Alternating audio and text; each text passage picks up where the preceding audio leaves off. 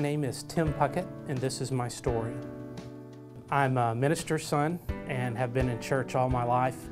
My story, I became a Christian when I was 7 years old at Harlandale Baptist Church in San Antonio. My father and the deacons felt that it would be a good time for a revival and to invite children in the neighborhood to come for a free pizza party. The first night of the revival, there was an evangelist there. And to make a long story short, it was a disaster. Pizza flying all over the place, angry members and so forth. But there was a service, and in that service I became convicted and gave my life to the Lord.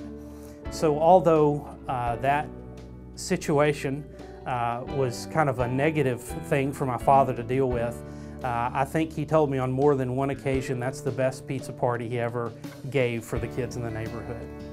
I came to First Baptist in 1979 when my father was called to be the pastor. My dad served for about 20 years just prior to Dr. Warren, and those 20 years were filled with many memories of people in the church. That's the thing that stands out to me the most, is the people. Well, the past year or so, my father and our family dealt with some medical issues, some problems that he had, and eventually he succumbed and passed on. And throughout this time period, the church and all the members of the church and the Sunday school groups who have kept up with us, and my mother really sustained us. I'd like to say thank you to everyone in First Baptist Church for the kindness and love that you've shown to my mother and father during this time, especially to all the different Sunday school groups that have stopped by and checked on them and prayed. The things that you've done are invaluable, and I can't say thank you enough.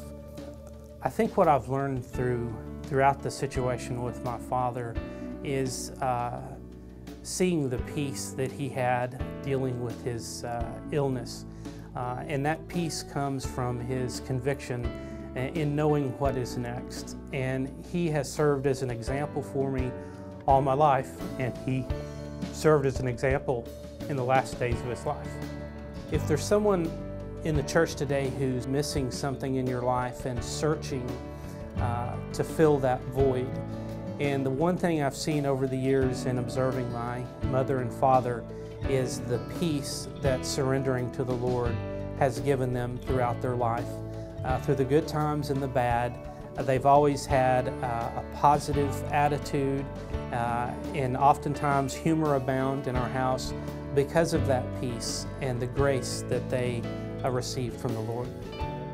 One thing that is probably the greatest joy in life is being a member of a church like First Baptist, because you're filled with solid memories that stay with you for the rest of your life, from the friends you make on mission trips or church camps or committees. Things of that nature are the greatest things that you can take with you as you travel through life.